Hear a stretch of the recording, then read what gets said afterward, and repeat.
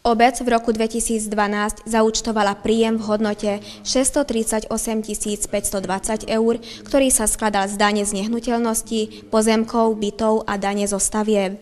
Daň za psa sme zaplatili v hodnote 1780 eur. Príjem z dane za nevýherné hracie automaty obec zaúčtovala v hodnote 4982 eur. Za likvidáciu komunálneho odpadu sme zaplatili spolu 30 445 eur. Na strane výdavkov je znázornená skutočná hodnota, ktorú obec za likvidáciu komunálneho odpadu zaplatila.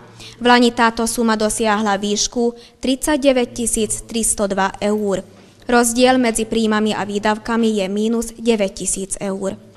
V roku 2012 bolo obci zaplatené nájomné za pozemky v hodnote 11 118 eur, z bytov a nebytových priestorov v hodnote 28 337 eur, za kultúrny dom, respektíve dom dôchodcov 5 811 eur.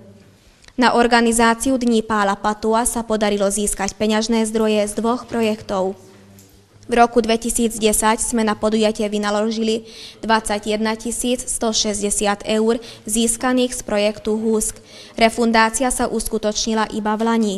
Projekt podaný do Bruselu v roku 2012 bol tiež úspešný a na usporiadanie trojdňového podujatia sme získali financie v hodnote 21 000 eur. Refundácia sa uskutočnila ku koncu roka. Na usporiadanie rôznych menších podujatí sme získali od úradu vlády 1300 eur a na podujatie Nitriansky kraj prispel so 100 eurami. Ročnú správu o svojej činnosti podala aj obecná polícia. Ku koncu roku 2012 sa stav obecných policajtov znížil. Obec prepustila zástupcu náčelníka Ivana Doláka. Členom obecnej polície sú Csaba Vince a Anton Grentek. Stav ochrancov verejného poriadku sa tiež znížil, Marián Schindler podal výpoveď. Službu v ochrane verejného poriadku vykonáva Ondrej Varga spolu so 4 dobrovoľníkmi. Obecná polícia mieni venovať zvláštnu pozornosť mladistvým a neplnoletým, pretože u tejto generácii zaznamenali nadmernú konzumáciu alkoholu. Podľa náčelníka konzumácia alkoholu v našej obci znamená väčší problém než užívanie drog. Poslanci sa pýtali aj na akcie policajného komanda, pri ktorých boli predvedené viaceré osoby. Napriek tomu podľa náčelníka sa treba zameriavať na konzumáciu alkoholu, pretože v prípade drog zatiaľ sa užívajú iba tie ľahšie. Podľa poslanca Karola Krška rodičia aj majitelia zábavných podnikov by si mali uvedomiť, že deti do 15 rokov by sa mali zdržiavať mimo domu bez dozoru v zime do 21. a v lete do 22. hodiny. V správe žiadajú aj vypracovanie strategického plánu na udržovanie čistoty v našom prostredí a takisto na zabránenie výskytu túlavých psov. Okrem pracovného plánu odborných komisí na rok 2013 poslanci odsúhlasili aj plat starostu obce.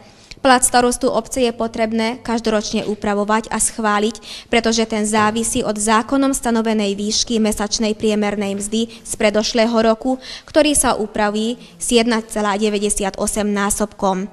Obecné zastupiteľstvo plat starostu na rok 2013 schválilo v hodnote brutto 2151 eur.